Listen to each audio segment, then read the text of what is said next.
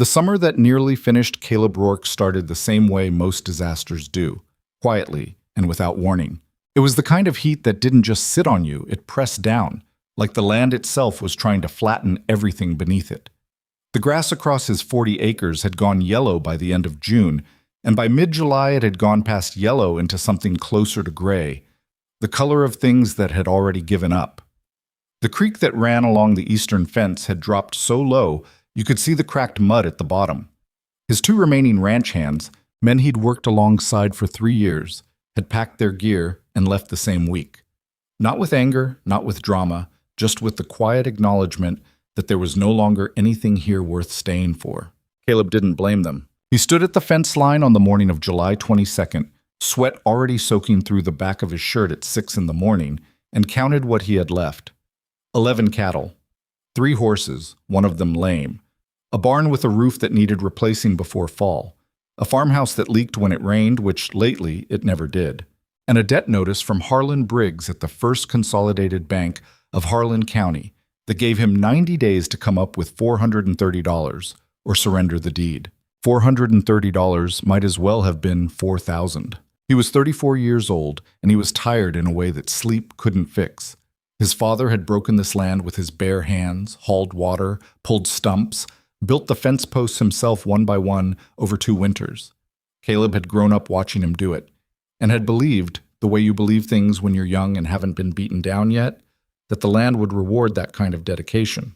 That if you worked hard enough and kept your head down and didn't ask for more than you earned, things would be okay. He was no longer young enough to believe that.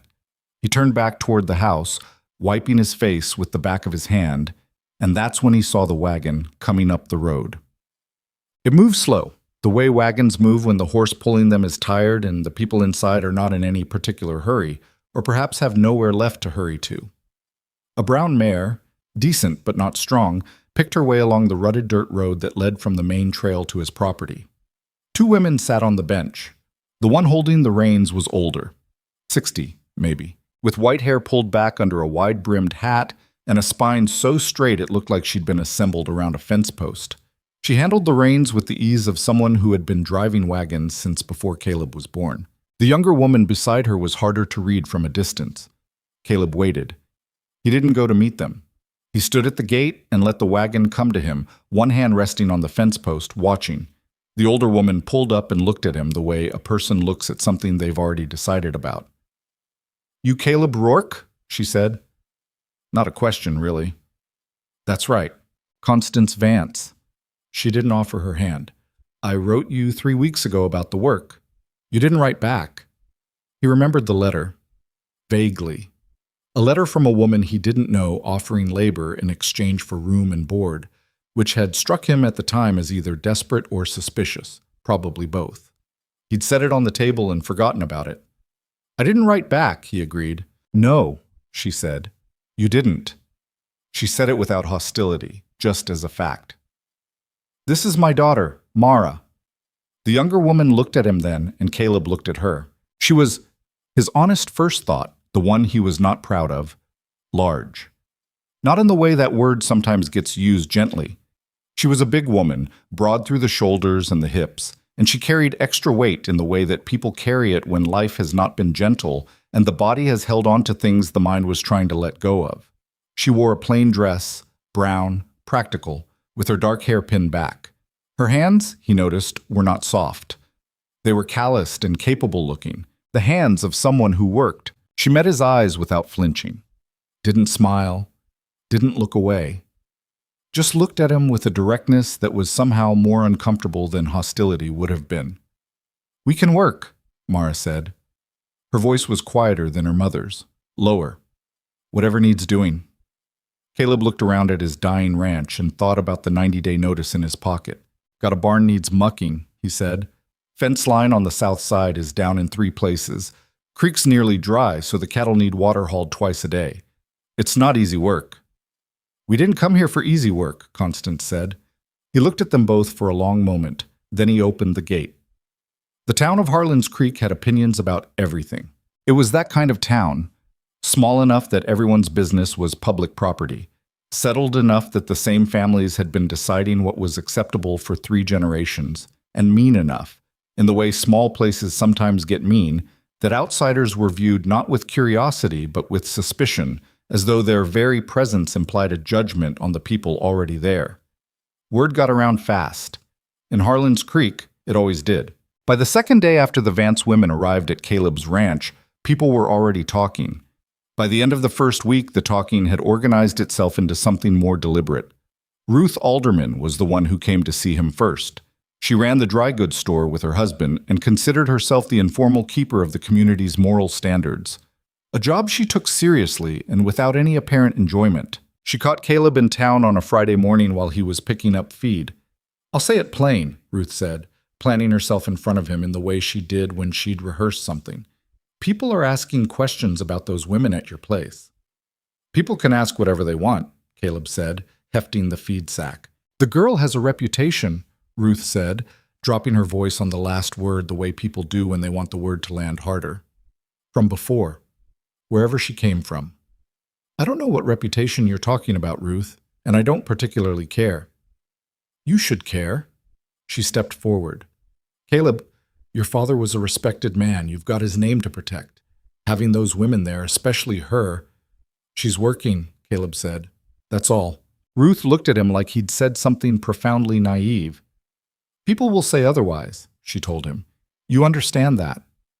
"I expect they will," he said, and walked past her. But he felt it, walking back to the wagon. The looks. The way two men outside the hardware store went quiet when he passed.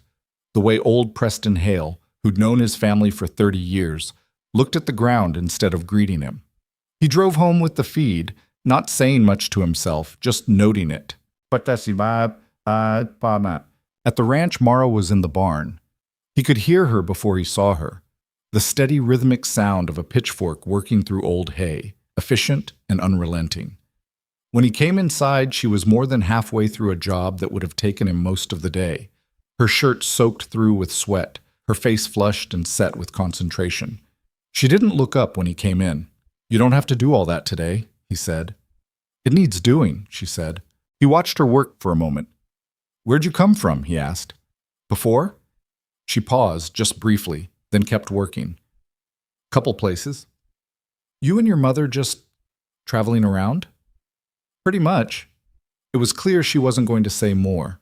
He didn't push it. "I went to town," he said instead. "I know," she said. "Ruth Alderman come talk to you?" He looked at her. "How'd you know that?" "Because that's what happens," Mara said simply. "Doesn't matter where we go. Somebody always comes to talk to whoever took us in." She stabbed the pitchfork into the hay. "She tell you I have a reputation?" Caleb didn't answer immediately. Mara looked at him then, fully, with that direct gaze that he was still getting used to. "You don't have to pretend she didn't," Mara said. "I'm not going to fall apart." "She said it," he admitted. Mara nodded like she'd expected nothing else. "You want to know if it's true?" "I want to know if it's relevant," he said, "to the work." She thought about that. Something shifted in her expression. Not quite softened, more like slightly recalibrated. "No," she said finally. "It's not relevant to the work." "Then it's none of my business," Caleb said, and walked back out into the heat. The first month was adjustment. Constance Vance established herself in the kitchen with the efficiency of a general taking a strategic position, and within 3 days had reorganized everything so completely that Caleb couldn't find his own coffee tin. She cooked without complaint, kept the house with an iron thoroughness, and communicated through short, precise sentences that left no room for misunderstanding. "You're wasting water," she told him on the 4th morning, watching him fill a bucket. "I've been watering horses for 15 years, he said. "And apparently losing ranches for one," she said, and walked back inside. He stood there for a moment, vaguely furious, then realized she was right about the water. Mara was something else entirely.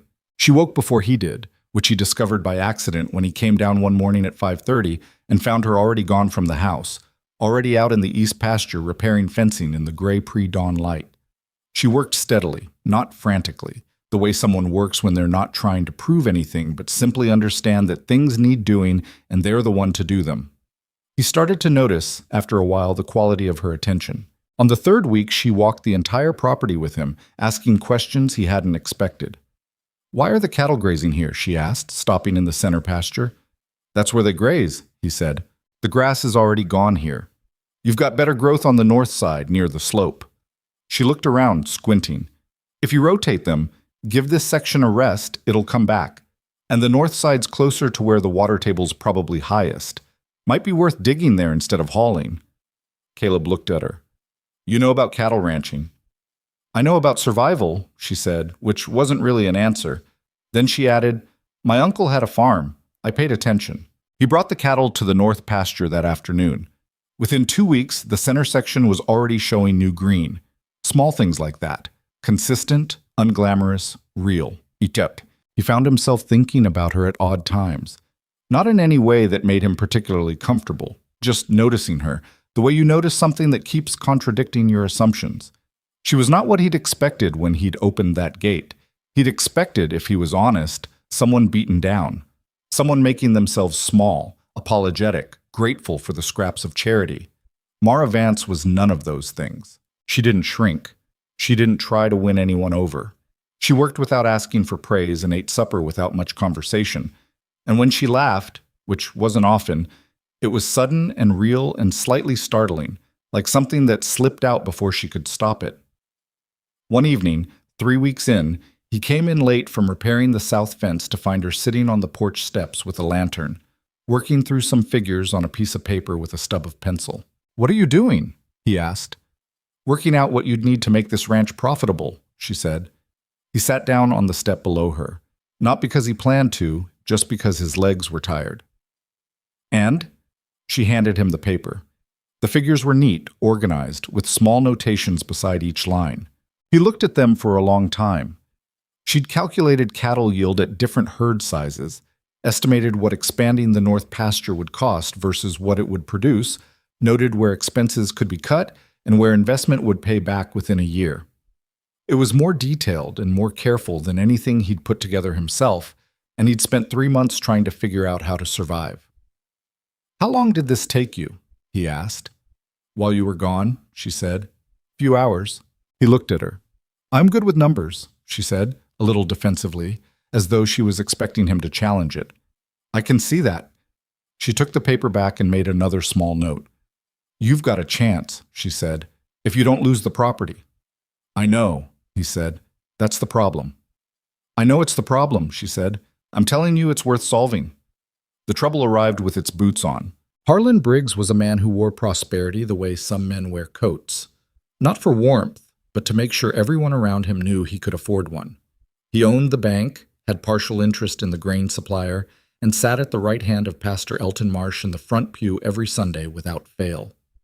He came to the ranch on a Tuesday afternoon in a good suit that had no business being in a dusty yard, driving a clean buggy with a hired man sitting behind him.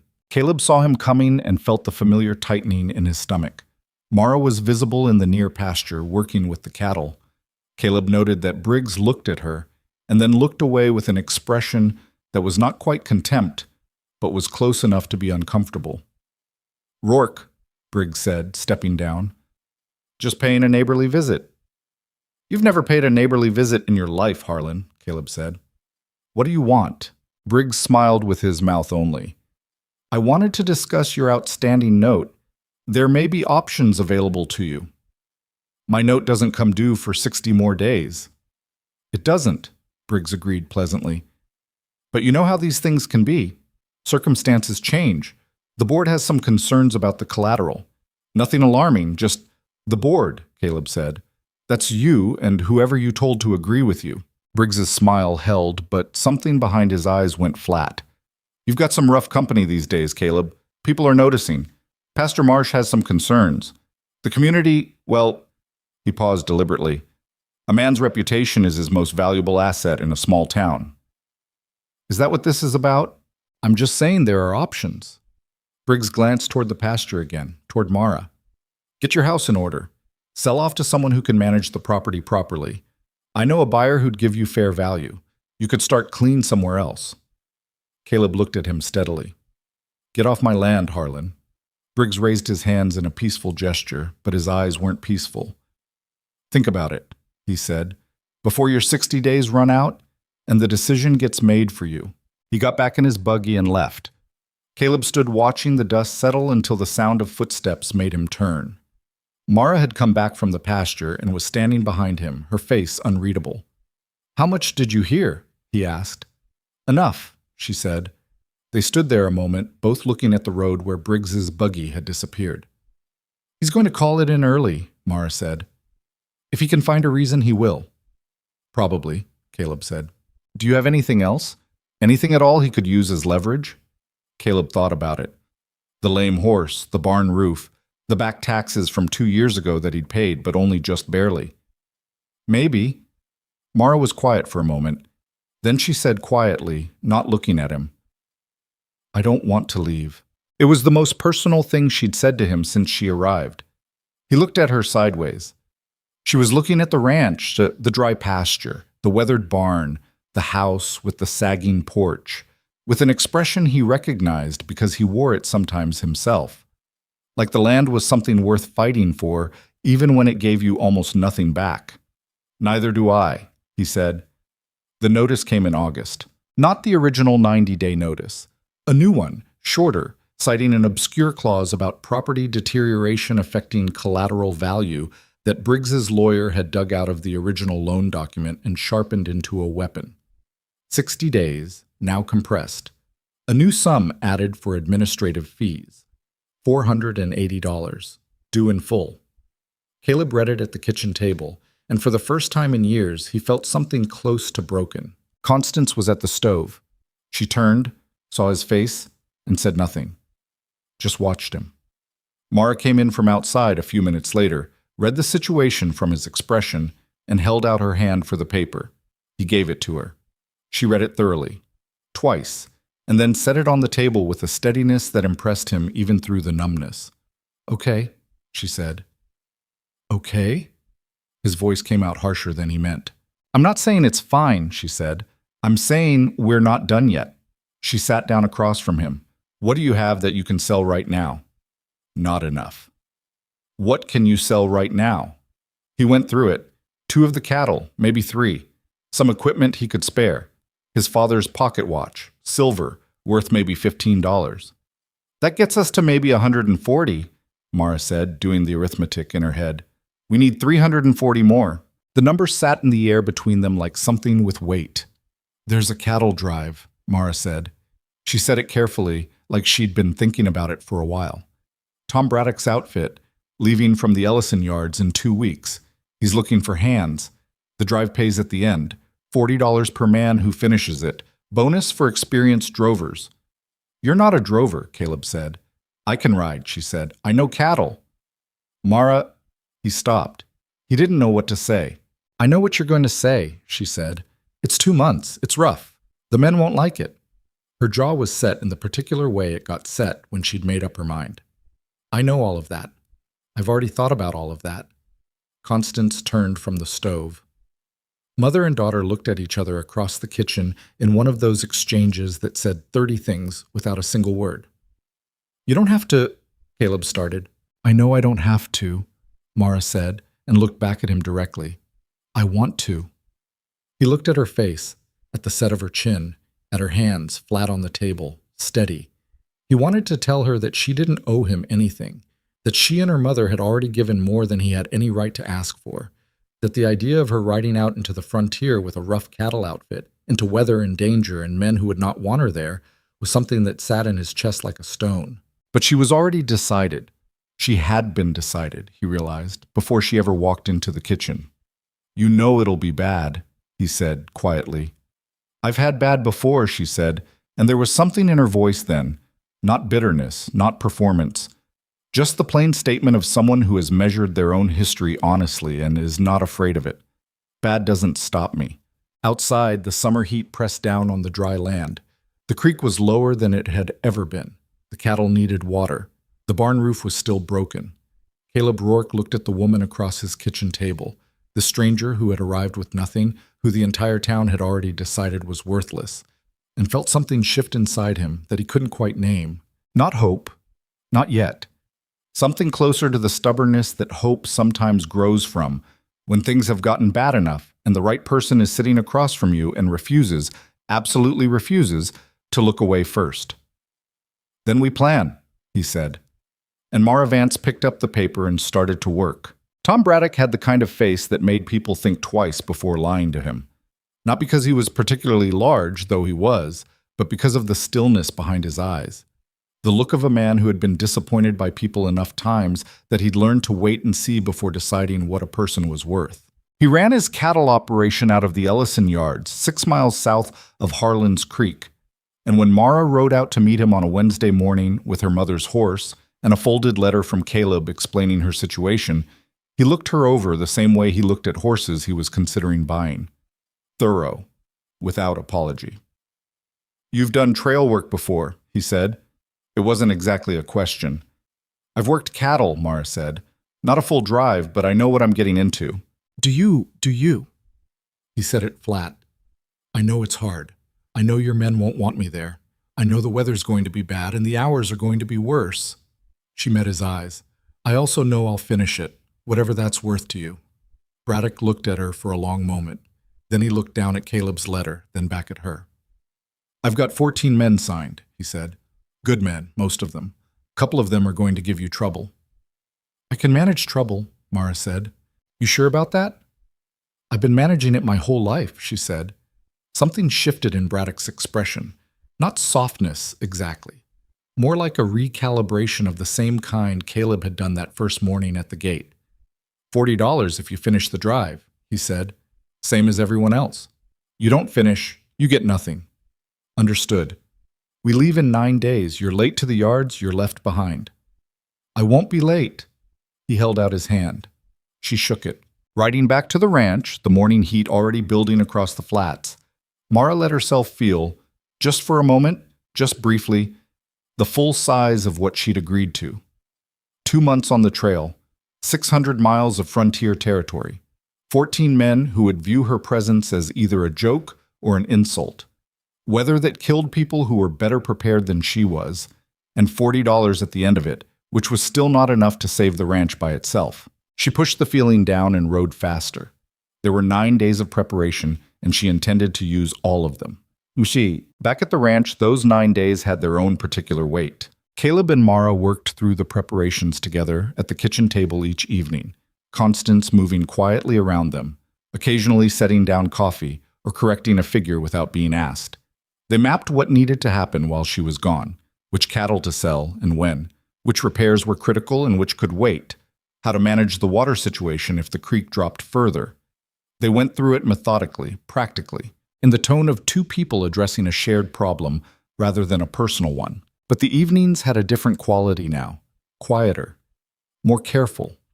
On the 6th night, Caleb came in late from the barn to find Mara sitting at the table alone, the lantern burning low, her hands wrapped around a cold cup of coffee. She wasn't doing anything, just sitting. "You all right?" he asked. She looked up. "Yeah." He pulled out a chair and sat down across from her. She didn't seem to mind. "You could still not go," he said quietly. "Don't start that," she said. I just want to make sure this is what you want, not what you think you owe." She looked at him for a moment. "What's the difference at this point?" "There's a big difference." She was quiet. Outside, something moved across the roof, probably the wind getting under the loose shingles, and the lantern flame shifted. "When we first got here," Mara said slowly, "I thought it was going to be like every other place. I'd work, we'd get by, people would look at me the way people look at me, and then something would happen and we'd leave. That's how it always goes." She turned the coffee cup in her hands. "But this is different. I don't know how to explain it exactly. It feels like something that matters. Not just to you, to me." She paused. "I don't want to watch it get taken." Caleb said nothing for a moment. "The ranch or the life here?" he asked. She met his eyes. "Both." The words sat between them. Neither of them moved. "Okay," Caleb said finally. His voice came out rougher than he intended. "Okay," Mara said. And that was that. They didn't say anything more about it that night. Right. The morning she left, Constance packed her a bag with the efficiency of a field medic. Dried meat, hard biscuits, a small first aid kit with no wasted space, 2 pairs of work gloves. She handed it to Mara on the porch without ceremony, then put one hand briefly on her daughter's face and looked at her for a long moment with an expression Caleb was not meant to see and looked away from. Caleb brought out a horse for her. Not his best one, but solid, reliable, a dark bay gelding he'd kept back from the sale. He'd spent 2 evenings checking the animal's shoes, its legs, its temperament. He didn't mention that. Mara took the reins, checked the saddle once, then swung up.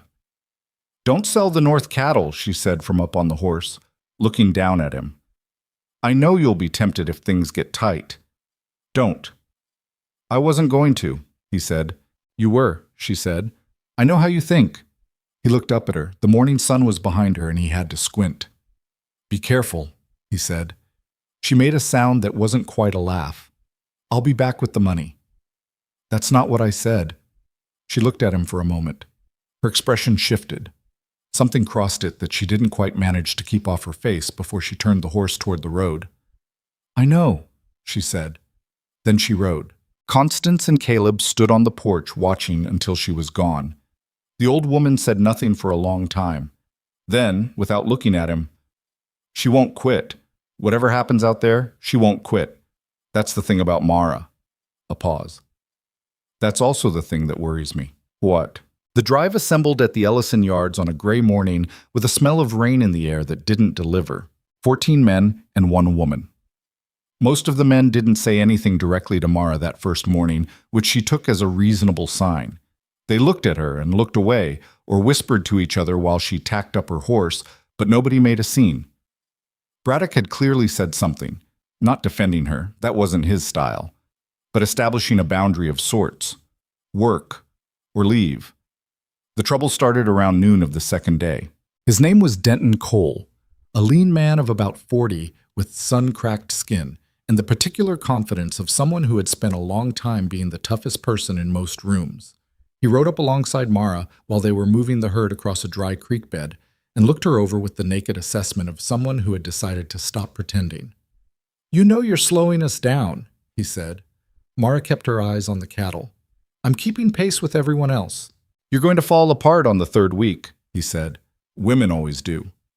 "Have you been on many drives with women?" He blinked. "What?" "If you're making predictions about what women do on cattle drives, I'm just wondering how many you've done with women on them." The man riding to Cole's left snorted quietly and looked away. "Don't be smart," Cole said. "I wasn't being smart," Mara said. "I was asking a question." She finally looked at him. "I don't care what you think about me being here. I don't need you to think it's a good idea. I just need you to stay out of my way while I do my job." Cole stared at her. Then he dropped back without another word. It wasn't the end of it, but it was the opening argument, and she'd made it without flinching. The days on the trail had a brutal sameness that was harder to prepare for than any specific danger. Up before dawn, cold in the mornings, then heat that built through the day until the air shimmered above the flat land and the cattle moved sluggishly, and even the horses had a glazed, enduring quality. Meals were fast and insufficient. Dried provisions, whatever was shot along the way, coffee that was always either too weak or too old. By the end of the 2nd week, her saddle sores were bad enough that she had to bite her lip getting on the horse each morning, and the calluses on her hands had split and then healed into something harder. She did the work, every bit of it. Night watch when it was her turn, which was as often as any man, sometimes more because the schedule that got handed to her seemed designed to give her the worst hours. She took it without comment. She moved cattle in rain and in heat, rode drag, the worst position, eating dust at the back of the herd without being asked. She helped pull a calf out of a bog by herself when the handler was occupied and no one else was nearby, getting into the mud up to her knees and hauling with both arms while the animal fought her. One of the younger men, a kid named Eli, who couldn't have been more than 19, watched her do it and then came over afterward to help her get the mud off her arms with a rag. "That was something," he said. "It's just a calf," Mara said. "Still," he said. She looked at him sideways. He was straightforward, Eli. A little awkward, but not unkind. The sort of person who hadn't yet decided what he thought about the world and was still watching carefully. "You don't have to be nice to me," she said. "It won't make anyone else easier on you." "I'm not being nice," he said, a little indignant. "I'm just saying what I saw." She handed him back his rag and let it go. But she noticed after that he started riding closer when terrain got rough. Not protecting her. She didn't need that, and he seemed to understand it. But present. It was something. The storm came in the fourth week. Not a summer shower. A proper plain storm, the kind that announced itself 2 hours out with a wall of black cloud that ate the sky from the west and a wind that shifted the grass into silver waves. Braddock read it right and pushed the herd hard toward a river crossing, trying to get through before the water rose. They didn't make it.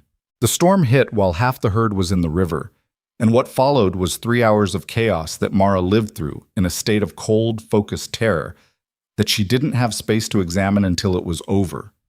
Cattle going in the wrong direction, the current rising, men shouting over the roar of water and thunder. Her horse went down once. A stumble, not a fall, but her heart stopped for a full second before the animal recovered, and she lost her hat to the current and spent the rest of the crossing half blinded by rain. She stayed on the horse. She kept her cattle moving. On the other bank, soaked and shaking, she counted up and found she hadn't lost a single head. Some of the others had. Braddock came to find her after, while they were getting the herd settled and the men were rigging shelter from the remaining supplies. He stood beside her horse and looked at her. "You're all right?" he said. "Wet," she said. "You held yours through." "Yes." He nodded once, curtly, which from Tom Braddock was approximately equivalent to a standing ovation. Cole didn't say anything to her after the storm. He also didn't say anything at her anymore, which she registered as an improvement. It was on a cold night in the 5th week that she wrote to Caleb. She had paper and a pencil in her pack. Constance had put them there without comment. And she'd been meaning to write for weeks, but kept finding reasons not to. Now she sat close to the fire while the camp quieted down around her, and the cattle moved in the darkness, and wrote the kind of letter that comes out when you're too tired to be careful. "Caleb," she wrote, "it's hard. I don't know a better way to say it. The writing is fine, the weather is harder, the men are mostly manageable, except for one who has mostly stopped being a problem. I'm healthy. I think about the ranch more than makes sense given that I can't do anything about it from here. How are the North cattle? Don't sell them." "I know I said that already. I'm saying it again. I'll be back with the money. Keep the roof from getting worse if you can." She stopped. The fire popped. Around her, men were sleeping or smoking or staring at nothing. She wrote, "I'm not sure what else to say. I just wanted you to know I'm still here." She sealed it and gave it to a man heading toward the nearest town the next morning to post. Whether it ever arrived, she didn't know. There was no way to know. That was the thing about the frontier. You sent things out into it and waited to see what came back. She rode out with the cattle in the gray morning light and didn't let herself think about it. At the ranch, Caleb was fighting his own kind of war. The first bad thing happened 10 days after Mara left. The lame horse went down. Not the leg. Worse, a colic that got bad overnight and was past saving by morning. Caleb sat with the animal in the dark, a thing he would not describe to anyone, and then dealt with the practical aftermath, which took most of the following day and left him exhausted and several dollars poorer. The second bad thing happened 2 weeks later, and it wasn't accidental. The south fence, the section he'd already repaired twice, was cut. Not broken. Cut cleanly in 3 places, the wire drawn back and left deliberately visible. 17 cattle got through before he found it at dawn, and he spent a day and a half tracking them down, pushing them back, re-repairing the fence in heat that was pushing 100 degrees. When he rode into town for supplies afterward, he noticed that Briggs's hired man, a heavy, silent man named Kell Sutton, was leaning against the post outside the hardware store, watching him load.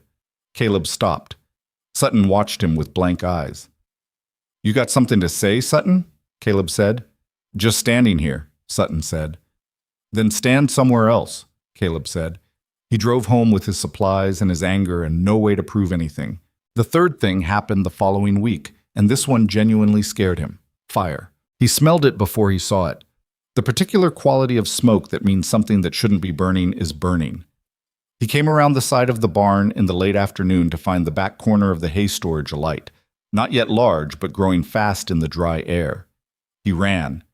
He threw every bucket he had at it, working so hard and so fast that he stopped feeling his arms somewhere in the first 10 minutes and just moved.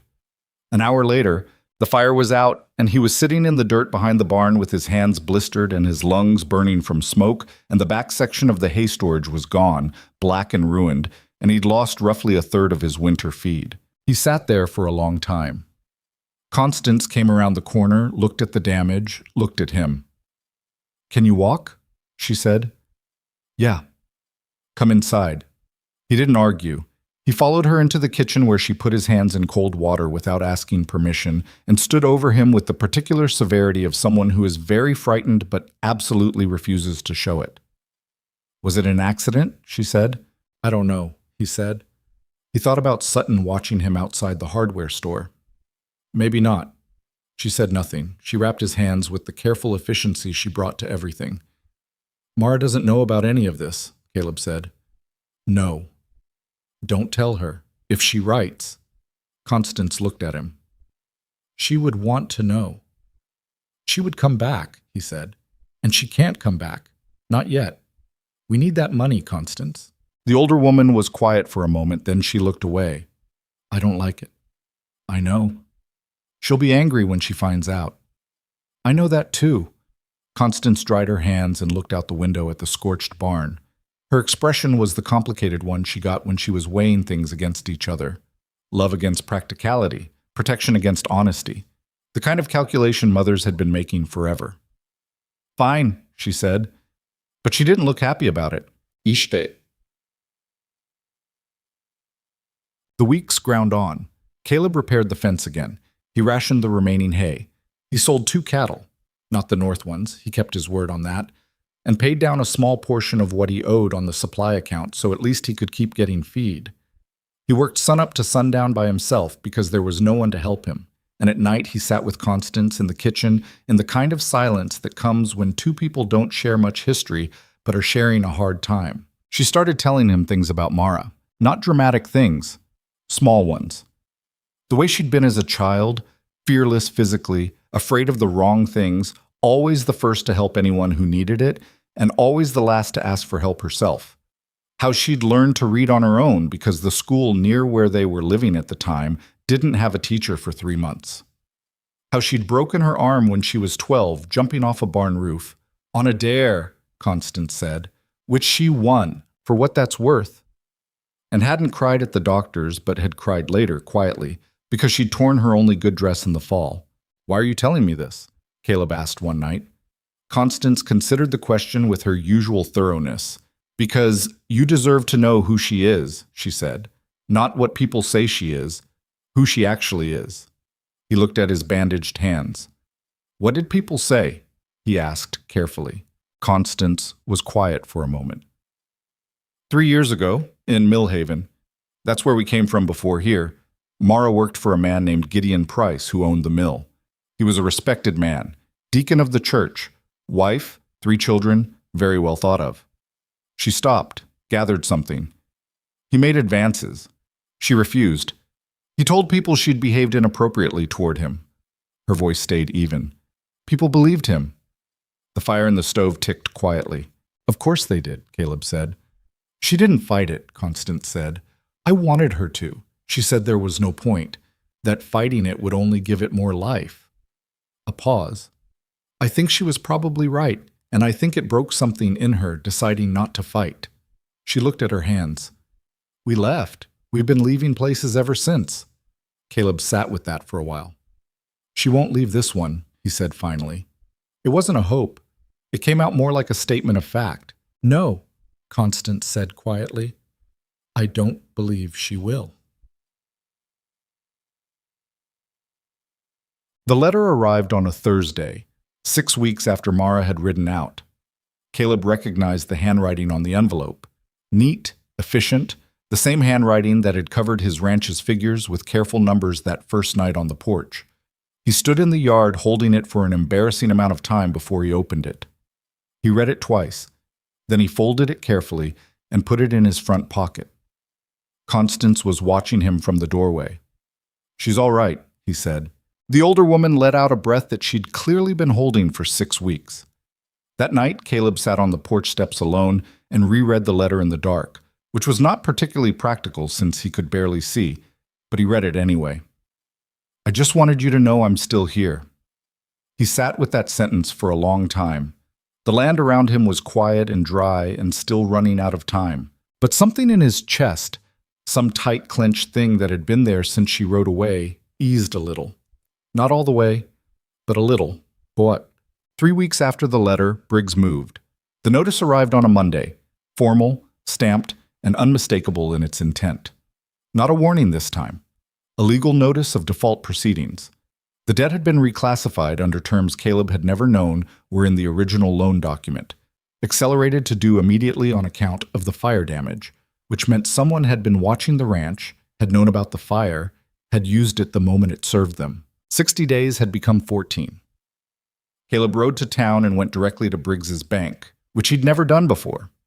He walked through the front door in his work clothes, trail dust on his boots, and asked for Briggs. The young man behind the counter looked at him with the particular nervousness of someone who can sense a confrontation coming. Briggs came out of his back office after a pointed delay, smooth and unhurried. "Caleb," he said, "I expected you'd come." "You used the fire," Caleb said. "You had to have someone watching the property." "Property conditions affect collateral value," Briggs said easily.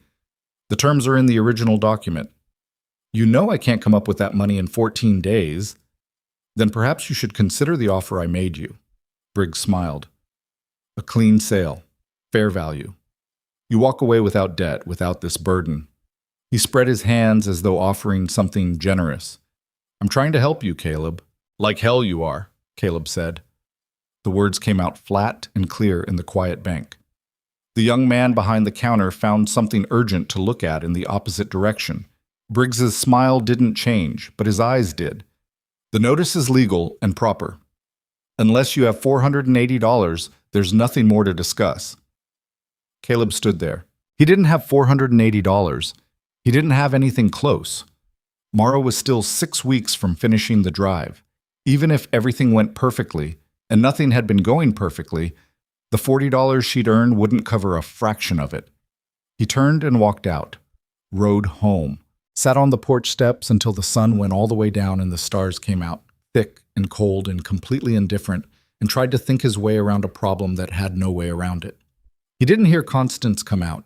She just appeared beside him and sat on the step below, the way Mara had sat that first night with her numbers. "She's going to come home to nothing," he said. It came out barely above a whisper. 14 days, Constance said. "Yeah. Who else knows?" she said. "Who do you trust in this town?" He thought about it honestly. The list was short. Amos Wheeler at the feed store, maybe. Doc Hargreaves. Some of the women... He stopped. There are some women who've had their own dealings with Briggs. He foreclosed on the Henley widow 3 years ago under similar circumstances. And the Tatum family, before that. He paused.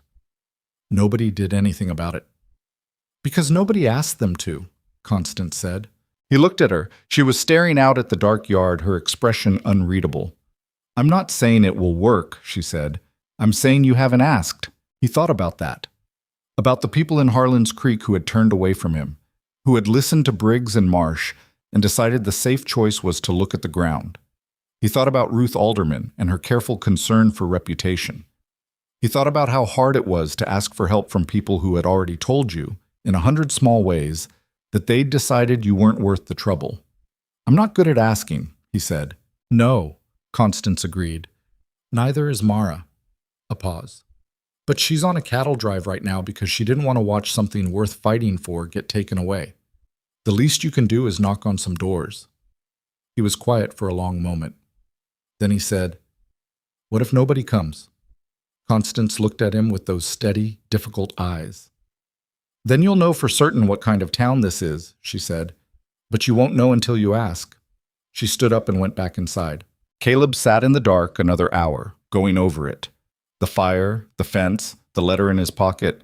Mara on the trail somewhere, not knowing the clock had been moved up, not knowing what she was riding back to.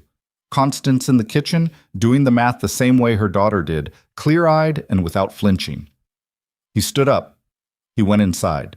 He sat at the table with paper and a pencil and started writing out the names of people he was going to have to be humble enough to ask. It was not a comfortable list to make. He wrote it anyway. Outside, the night was dry and endless. And 600 miles away, somewhere on the dark frontier trail, a woman who had been written off by everyone was riding through it, keeping her word, carrying the weight of something she'd decided was worth carrying. He rode until the candle burned low, then kept riding in the dark. The knocking started before Caleb had finished his list. He'd been up since 4, going over names, crossing some out, adding others, trying to build a case in his head for why any of these people would help him when most of them had spent the last 2 months pretending not to see him in town. The sun was barely up when he heard hooves on the road, and he went to the door expecting trouble. Sutton, maybe, or another legal notice, something else going wrong in the orderly way things had been going wrong all summer. It was Amos Wheeler. The feed store owner was a compact, quiet man of 50-something who had the permanently dusty look of someone who worked around grain all day and had stopped trying to fight it. He sat on his horse at the gate and waited for Caleb to come out, which Caleb did, still holding his pencil. "Heard about the notice," Amos said. "Word gets around." "It does," Caleb said carefully. Amos looked at the ranch, at the scorched corner of the barn that was still visible from the gate, at the repaired fence line, at the general evidence of a place that had been fighting to stay standing. "How short are you?" Amos said. "Just about everything." Amos nodded like he'd expected that. He reached into his coat and pulled out an envelope. "I've got $62 in there. It's what I can do without putting myself in a bad spot." He held it out over the fence. Caleb stared at it. "Amos, I can't—" "I'm not giving it to you," Amos said. "It's a loan. You pay me back when you can. No interest, no deadline. We don't need paper on it." He shook the envelope slightly. "Take it before I change my mind." Caleb crossed the yard and took it. The envelope was thick, worn at the corners, like it had been sitting in a drawer for a while. "Briggs foreclosed on my brother's property in Cutter County 8 years ago," Amos said, "under very similar circumstances. I've been waiting for someone to push back on him." He picked up his reins. "Don't waste it." He turned and rode back down the road. Caleb stood at the gate holding $62 and the specific feeling of a man who had expected to be alone and found out, at the last possible moment, that he wasn't entirely. He went back inside and wrote faster. Over the following 4 days, he knocked on 11 doors.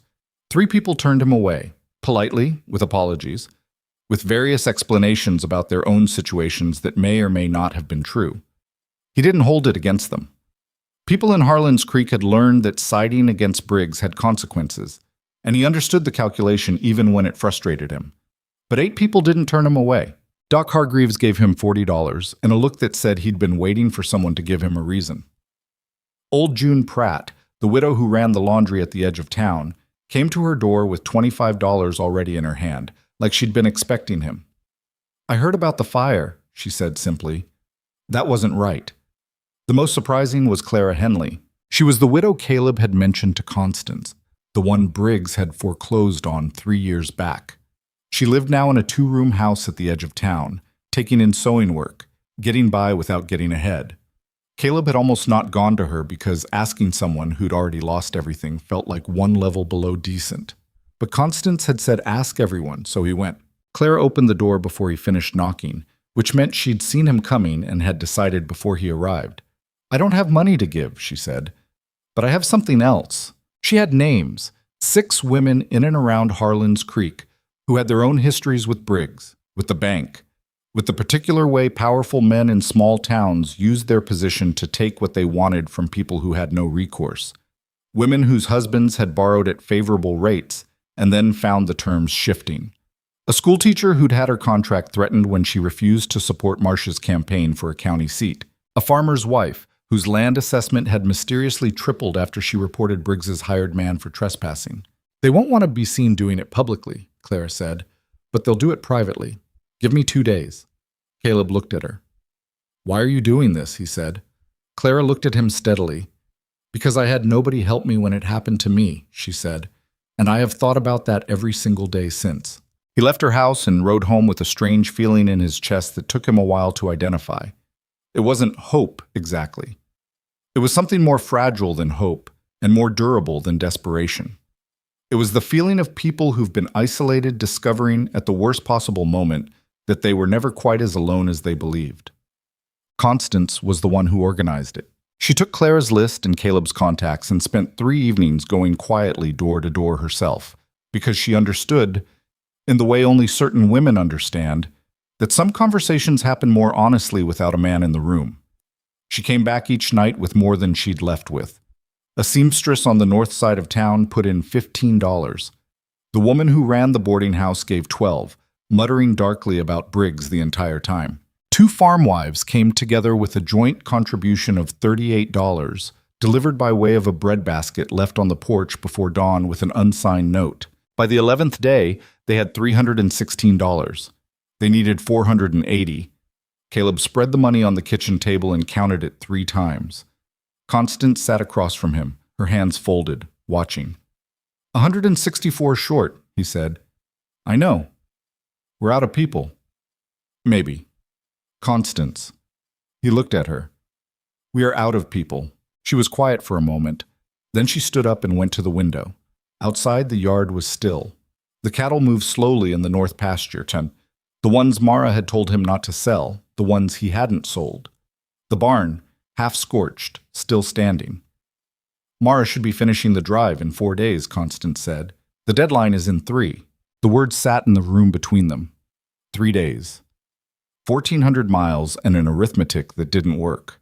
Caleb had been through the numbers so many times they felt physical, like something he carried in his hands. She'll have $40, he said. That brings us to 356, still 124 short, plus whatever bonus Braddock pays. If he pays a bonus, Constance turned from the window. Her face was doing something complicated, the look of a woman who has been carrying a secret and is deciding whether to keep carrying it. What? Caleb said. She crossed to the chair where she'd hung her coat, reached into the inside pocket, and put a small cloth pouch on the table. Caleb looked at it. Open it, she said. He opened it. Inside was money, bills and coins, old, some of them worn nearly smooth. $91, Constance said. I've had it for years, money I kept separate. Moving money, I always called it, in case we needed to leave fast and go far. She sat back down. Her voice was steady, but her hands, he noticed, weren't entirely. I've never spent it because I always believed we'd need it to run. Caleb stared at the money on the table. Constance, don't tell me I shouldn't, she said, sharp. I've done the math the same as you. 91 and 40 and 316 is 447. She paused. We're still 33 short. This is your emergency money. This is what emergencies are for, she said. She looked at him with those clear, hard eyes. My daughter rode 600 miles so we wouldn't lose this place. The least I can do is empty my pockets. Caleb was quiet for a long moment. $33, he said. Yes. He picked up his list again, looked at the names he'd crossed out, thought about the 3 people who'd said no and whether any of them might reconsider, and whether he was willing to go back and ask again, which was a different and harder kind of asking than the first time. Then he thought about Mara. Riding the last miles of the drive right now, probably, in whatever weather the frontier had decided to throw at her this week. Not knowing about the fire, or the fence, or the accelerated deadline. Coming home with $40 and the belief that it was going to be enough. He stood up and put on his hat. Where are you going? Constance said. Back to Clara Henley, he said. She might know someone I haven't asked. He went out before she could answer. Clara knew someone. Her name was Agnes Dahl, and she kept a small farm on the far eastern edge of the county that most people in Harlan's Creek either didn't know about or didn't acknowledge knowing about, because Agnes Dahl was not the kind of woman the town's polite society discussed openly. She was 60 years old, had outlived 2 husbands, ran 40 head of cattle entirely by herself, and had a reputation for saying things in public that most people only thought privately. Briggs had tried to buy her land twice. Both times she had told him, in language Clara quoted directly to Caleb, with a slight compression of her lips that suggested she was editing, exactly what he could do with his offer. She doesn't give money to people, Clara said. She doesn't believe in it. But if you go out there and talk to her honestly, and if she decides she likes you... Clara paused. She helped the Weston family 4 years ago when their barn burned. Showed up with her wagon and 3 weeks' worth of provisions. Nobody asked her. She just came. Caleb rode out to Agnes Dahl's farm on the morning of the 12th day, 2 days before the deadline. He found her in her east pasture doing exactly what he'd been doing all summer, working alone, unglamorous, the kind of labor that doesn't look like much until you understand that someone's been doing it every day for years. She saw him coming and kept working, which told him she'd clocked him and was going to make him come to her. He tied his horse at the fence and walked out to meet her. She looked at him the way you look at something that arrived uninvited, not hostile, just measuring. "You're Rourke's boy," she said. "His son, yes, ma'am." "Your father was a stubborn man." "He was," Caleb agreed. She went back to what she was doing, which was checking her fence line for weak spots. Something he recognized because he'd spent half the summer doing the same thing. He stood beside her and, after a moment, started checking the section next to her without being asked. She glanced at him. He said, "I need $33, Mrs. Dahl." He told her everything. Not a case, not a pitch. Just the summer, start to finish, the debt and the fire and the fence and Briggs and the women who'd contributed and the money still short. He told her about Mara, which was the part he told most carefully because he wanted to get it right. Not as an appeal to sympathy, but as a fact. A woman on a cattle drive, finishing it, not knowing the deadline had moved. Agnes listened. She kept working while she listened, checking the wire, testing the posts. When he finished, she was quiet for a while. "The Vance girl," Agnes said. "I've heard of her." Caleb tensed slightly. "From who?" "From women who talk to other women," Agnes said, "which is a wider network than you probably realize." She checked a post, found it solid. "I heard she pulled a calf out of a bog during the Braddock drive, alone." "I didn't know that." "I know you didn't." Agnes moved on down the fence line. "I've also heard other things about her, things from before." She said it deliberately, watching him. "From Millhaven," Caleb said. Agnes looked at him sharply. "You know about that." "Constance told me." "And?" "And nothing," Caleb said. "It's not relevant." Agnes studied him with those old, precise eyes. Then she went back to the fence. They worked in silence for another 20 minutes. Caleb's horse stood at the gate in the sun, patient. The eastern pasture was in better condition than his, greener, better managed, the cattle in good weight. Finally, Agnes said, "I don't give money." "I understand," Caleb said, "but I have $33 of supplies in my barn that I was going to sell in town next month. Grain and some preserved goods." She stopped walking. "You take those to Wheeler's store and sell them, you'll get at least 33, probably 35. Caleb stopped too. "Mrs. Dahl, don't make a scene about it," she said briskly. "I'm not doing it for you. I'm doing it because Harlan Briggs is a man who has needed to lose something for a very long time, and it irritates me considerably that nobody has managed it yet." She looked at him. "Load it from the barn. You know where the barn is." "I just rode in," Caleb said. "I don't know where anything is." "Then follow me," she said, and turned toward the farmhouse without looking back to see if he was coming. He followed. He sold the supplies at Wheeler's for $36. Amos weighed everything without comment, counted out the money, and handed it over with the same manner he'd had when he appeared at the gate that first morning.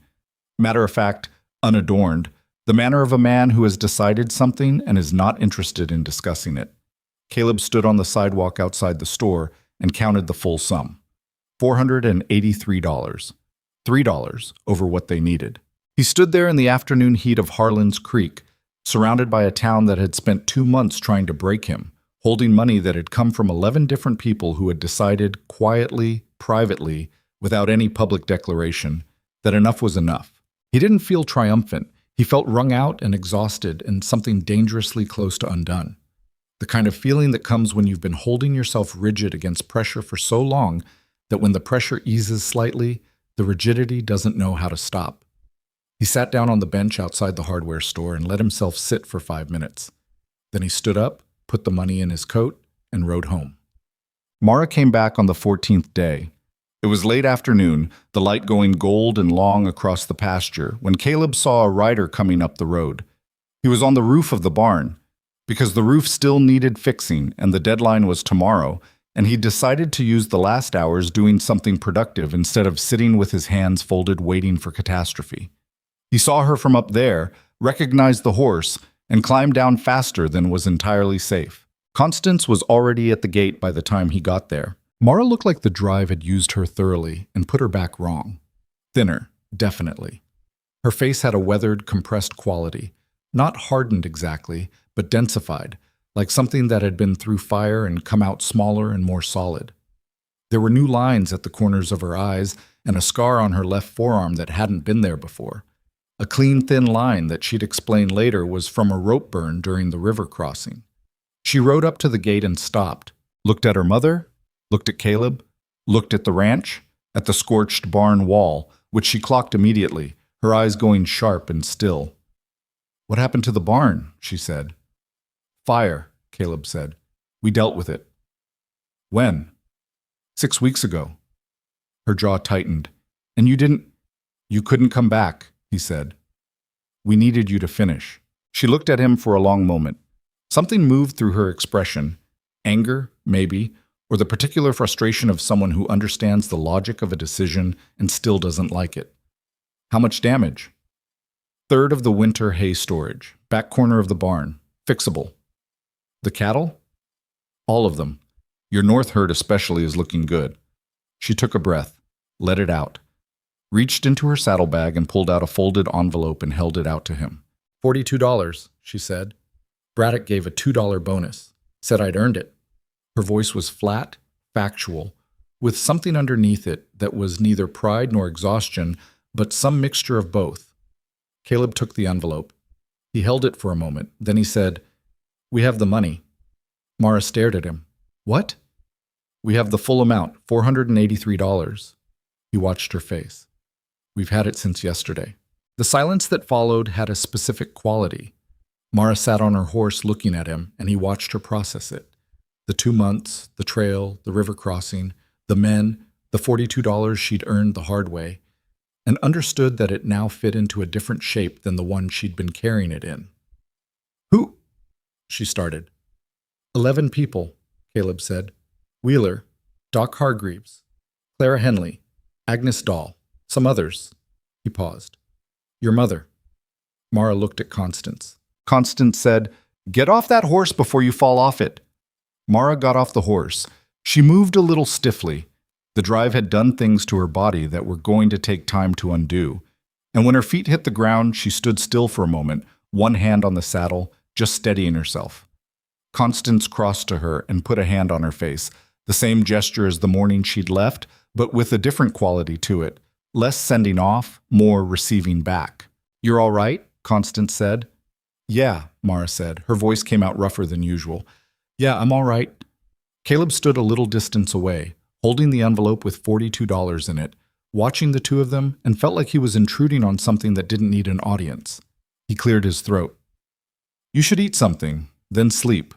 We go to the bank tomorrow morning." Mara looked at him over her mother's shoulder. "Together?" she said. "Together," he said. "Okay." That night, after Mara had eaten and her mother had cleaned the rope burn and wrapped it properly, after the horses were settled and the accounts reviewed one final time on the kitchen table, Mara and Caleb sat on the porch steps for a while in the dark. Not talking, at first. Just sitting. The land was quiet. The cattle moved occasionally in the pasture, the slow, easy movement of animals that had been fed and watered. Somewhere out past the fence line, something called once, and then went silent. "You didn't sell the north herd," Mara said. "I told you I wouldn't." "I know, I'm saying thank you." He looked sideways at her. In the dark, he could see the outline of her face, the set of her shoulders that was still slightly braced, the way she sat with her arms on her knees like a person who hasn't fully trusted a place to let her weight down yet. "Did anything happen?" he asked. "On the drive. Anything bad?" She was quiet for a moment. "Some things. You don't have to tell me." "I know." She picked at a piece of dried grass. "There was a man named Cole who made things difficult the first few weeks. He stopped eventually. There was a river crossing in a storm that I don't particularly want to think about until I've slept about 10 more times." A pause. "A kid named Eli was decent. Braddock was fair." "Did anyone hurt you?"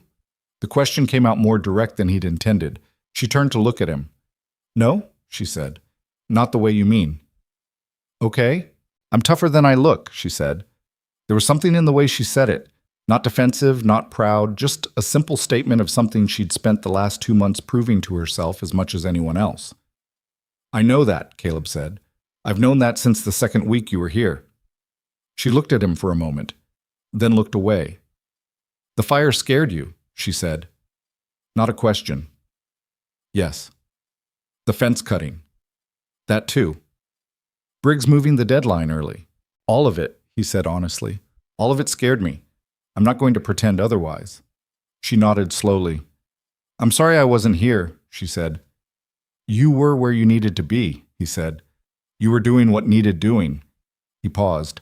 "That's not something to apologize for." The night moved around them, the first hint of something cooler in the air. Not autumn yet, not even close, but the suggestion of it, the memory of seasons that come after brutal ones. "I thought about this place," Mara said quietly. "Every day. I'd be out there on the trail eating something terrible, too tired to think straight, and I'd picture the north pasture, those cattle." She stopped. "I'd picture the kitchen." Caleb was very still. "And?" he said carefully. "And I'd keep riding," she said, "because it was worth getting back to." He didn't say anything. She didn't say anything. After a while, she stood up, said goodnight in a practical tone, and went inside. He heard the door close and then the house quiet down. He stayed on the porch a while longer. Tomorrow, they would go to the bank. They would put $480 on Harlan Briggs's desk in front of whoever was there to witness it. The debt would be cleared and the deed would remain in Caleb Rourke's name, and Briggs would have to find some other avenue for whatever it was that drove men like him. That was tomorrow. Tonight, Caleb sat in the dark with the sounds of his land around him and thought about a woman who had ridden 600 miles of frontier and come back and said it was worth getting back to, and tried to figure out when exactly a place stopped being just land and started being something more than that. He didn't arrive at a clean answer. The question kept shifting shape.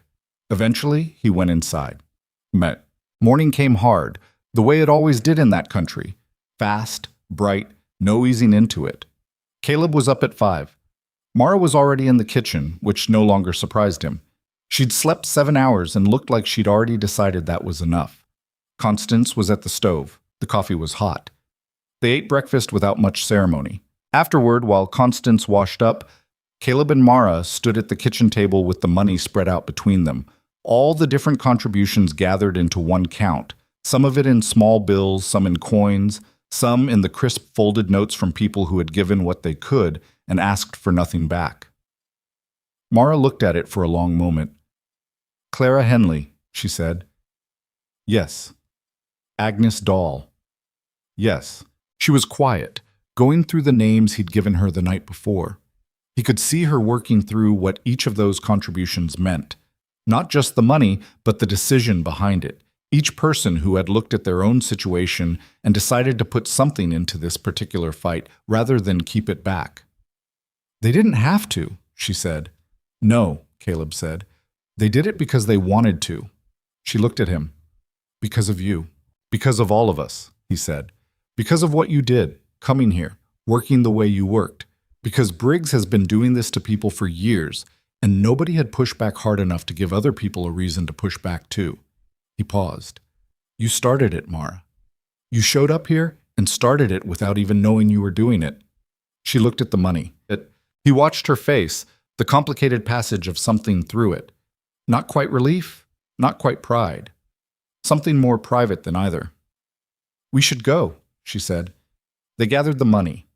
Caleb put it in the inside pocket of his coat, which was the safest place he had. Constance came out of the kitchen, drying her hands, and looked at both of them with the expression of a woman who has been through enough to know better than to say too much at crucial moments. She handed Mara her hat. Mara put it on. The three of them walked out of the farmhouse together into the hard morning light. Caleb's horse was already saddled at the post. He helped Constance up to the wagon seat. She accepted it without comment, which was its own kind of progress. And Mara mounted her horse in the easy way she had now, the trail having made it automatic. They went down the road toward Harlan's Creek. The town would be starting its day when they arrived. The hardware store opening, the dry goods loading their morning delivery, the bank unlocking its front door at 8 o'clock precise because Harlan Briggs was a man who believed in the discipline of schedules. and the three of them were going to walk through that door together. Mara rode without looking back at the ranch. She had done that once already, months ago, and she was done with it. Forward was the only direction that mattered now. The road ahead was dry and straight and clear in the morning light, and whatever the town was going to say or think or whisper when they saw her coming back, scarred, harder, solvent, she had stopped needing them to understand it. She rode. The First Consolidated Bank of Harlan County opened its doors at 8 o'clock exactly, the way it always did, because Harlan Briggs believed that consistency was the closest thing to power that ordinary men could manage. His teller, a thin young man named Percy, who had worked the front counter for 3 years and spent most of that time trying to be invisible, was arranging the morning ledgers when the door opened and he looked up and went very still. 3 people walked in. Caleb Rourke he recognized, the older woman he'd seen around town, the younger woman, broader through the shoulders than when she'd left, thinner in the face, with a rope scar on her forearm, and the particular bearing of someone who had been somewhere difficult and come back changed. He recognized too, though he almost didn't. The town had talked about her enough that her face was familiar even to people she'd never met directly. None of the 3 of them looked around when they came in. They walked straight to the counter. "We're here to settle the Rourke note," Caleb said. "In full, today." Percy looked at him, looked at the 2 women, looked back at Caleb. "Mr. Briggs," he started. "Is he here?" Caleb said. "He's in his office, but—" "Then go get him," Caleb said. "Please." Percy went. See. The 3 of them waited at the counter. Constance stood straight as she always stood. Mara put both hands flat on the counter surface and looked at the far wall with the focused patience of someone who has been waiting for this particular moment for a long time and intends to be present for every second of it. Caleb stood between them. Outside, through the bank's front window, the town of Harlan's Creek was waking up. The hardware store across the street had its door open. 2 men were talking outside the feed supplier. Ruth Alderman was walking along the sidewalk with a basket. She glanced through the bank window as she passed and stopped, and Caleb saw her stop and he looked away. Briggs came out of his office. He was dressed well, as always, and he looked at the 3 of them with an expression that moved through surprise, adjustment, and arrived at something carefully composed. "Caleb," he said. Then his eyes moved to Mara. Something shifted in them. "Miss Vance, I heard you were back." "Yesterday," Mara said. "How was the trail?" He said it pleasantly, like he was asking about a vacation. "Long?" she said. Briggs looked at Caleb. "I assume you're not here to discuss the terms further. The legal notice was quite clear." "We're here to pay the note," Caleb said. He reached into his coat and brought out the money. Not in a neat stack. It was bills of various sizes, some folded, some worn, representing 11 different people's decisions to put something into this fight. He set it on the counter. Briggs looked at it. For just a moment, a fraction of a moment, the kind you could miss if you weren't watching carefully, something crossed his face that was not composure. Not quite. Then it settled back into place, and he smiled. "Well," he said, "let me count it." "Count it carefully," Constance said. It was the first thing she'd said since they came in. She said it without looking at Briggs, which was somehow more pointed than if she had. Briggs counted it. Percy stood at his elbow and wrote the amounts down in the ledger as they were counted. It took a while because the bills were various and the coins needed sorting. Nobody spoke during the counting. When it was done, Briggs looked at the ledger, looked at the money, set his hands flat on the counter in a gesture that mirrored, without meaning to, the way Mara had put her hands down when she came in. $483, he said. "That's correct," Caleb said. "The note requires 480. "I know what the note requires." A silence. "I'll need to prepare the discharge paperwork," Briggs said. His voice was perfectly even. The composure was fully in place now, sealed up. "It will take a few minutes." "We'll wait," Mara said. They waited. Percy disappeared into the back. Briggs remained at the counter for a moment, looking at the money that was sitting there in complete and absolute answer to everything he'd spent the summer arranging, and then he turned and went back to his office and closed the door behind him. The 3 of them stood at the counter in the quiet bank. Outside, through the window, Caleb could see that Ruth Alderman had not moved from where she'd stopped. She was standing on the sidewalk with her basket and talking to someone he couldn't see, and she kept glancing at the bank. Mara was looking at the door Briggs had gone through.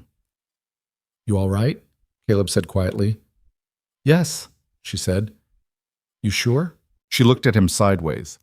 "I'm standing in the bank that tried to take your ranch with enough money to stop them. I'm fine." He almost smiled. Constance made a small sound that was not quite a comment. The paperwork took 20 minutes. Percy brought it out and laid it on the counter. A formal discharge of the loan, the release of the lien on the property deed, and a receipt for the full payment. Caleb read it twice. He handed it to Mara, who read it once, quickly, with the focused efficiency she brought to numbers, and nodded. He signed where it indicated. Percy stamped it, initialed it, handed Caleb the copy. Briggs did not come back out of his office. Caleb looked at the closed door for a moment. He had thought coming in that he might have something to say to the man, something direct, something final, something that named what had been done over the summer, the fence, the fire, the accelerated deadline, without being able to prove any of it.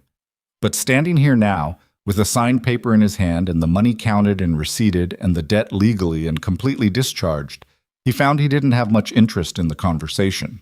The closed door was enough. The fact that Briggs had retreated behind it was enough. "Let's go," he said. They went.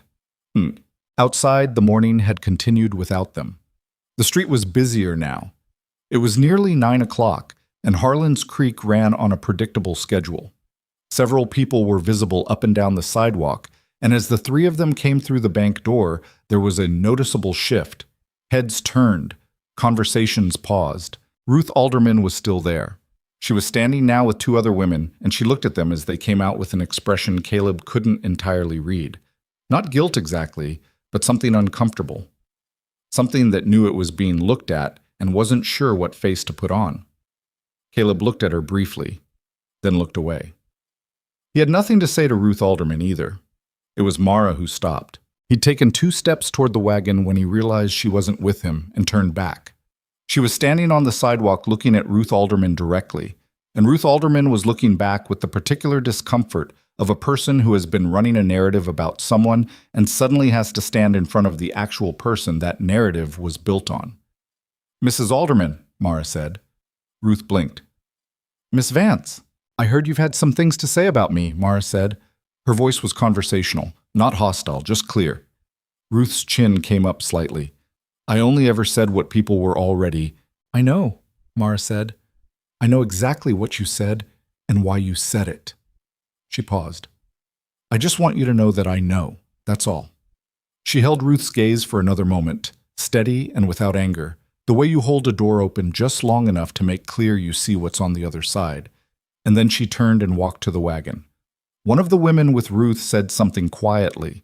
Ruth didn't respond. Caleb climbed up to the wagon seat beside Constance. Mara mounted her horse.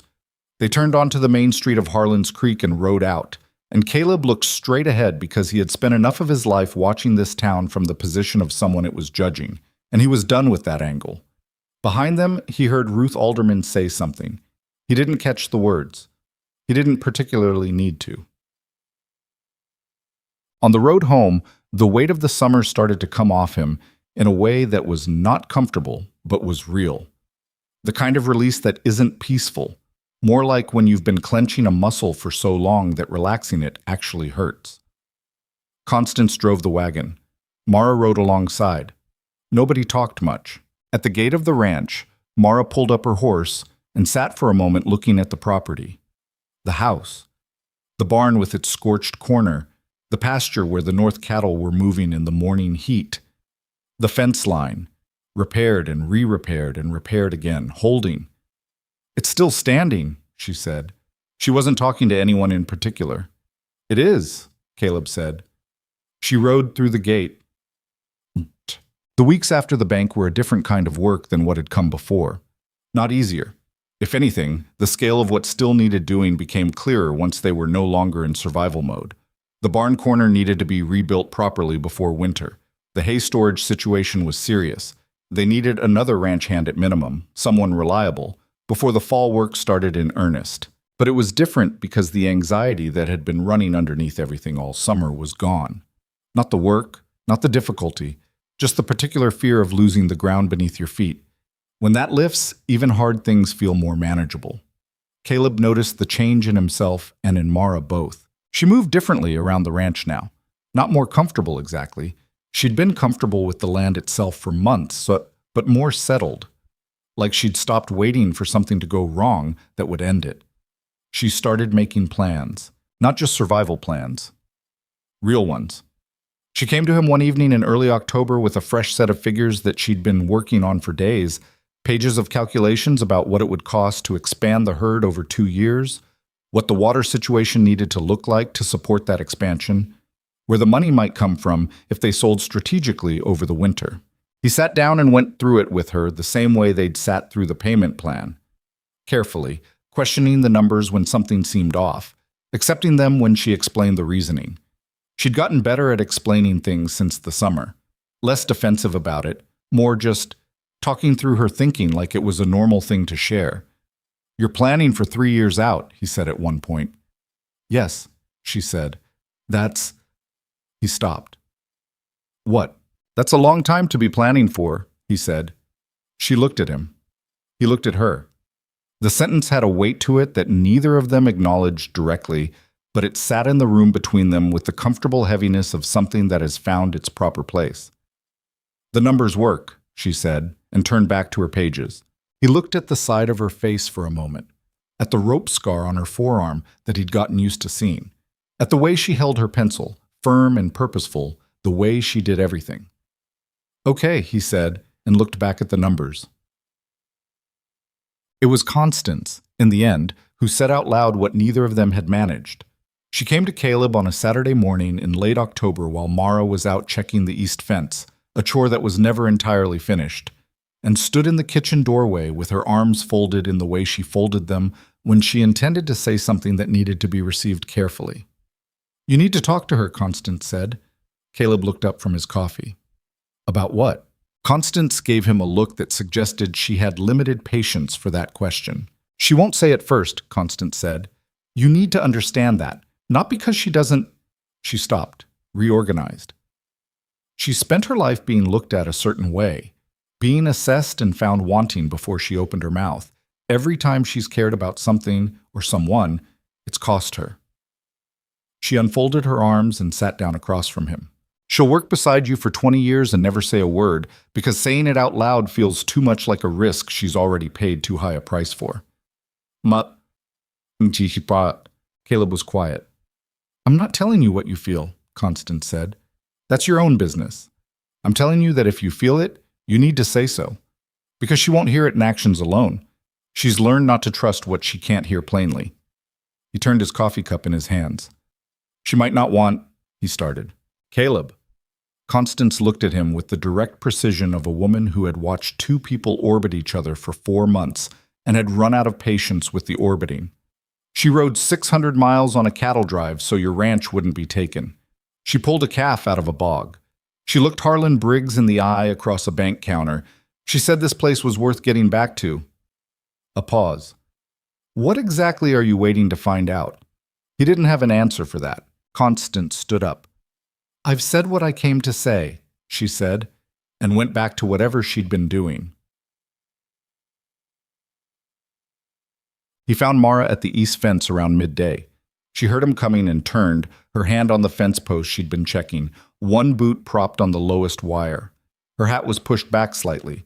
She'd stopped wearing it perfectly straight sometime during the summer and never corrected it back. And she looked at him with the questioning look she had when she was trying to figure out why he'd come to find her. "Fence is fine," she said. "Post is a little loose out near the corner, but nothing urgent." "That's not why I came out," he said. She looked at him more carefully. He'd dismounted and was standing with his horse's reins in his hand, and he was aware that he'd had some idea, riding out, of how to begin this, and that the idea had completely evaporated. "What's wrong?" she said. "Nothing's wrong," he said. "Then what—" "I want you to stay," he said. It came out plainer than he'd planned because there was no elegant way to say it, and he'd used up all his patience for finding the elegant version. Mara was still. "I'm already staying," she said carefully. That's not what I mean." He made himself hold her gaze. "I mean, I want you here. Not because you work hard or because the ranch needs you, though both of those things are true. He paused. I mean, I want you specifically, as my equal, as someone I'm building something with. He stopped again. The word was just sitting there, and he'd been circling it long enough. I'm trying to say that I love you, that I don't want to face whatever comes next without you in it. And I understand if that's... He cut himself off. I just needed to say it plain. The fence post, the October light coming sideways across the pasture, her horse tied at the corner, patient.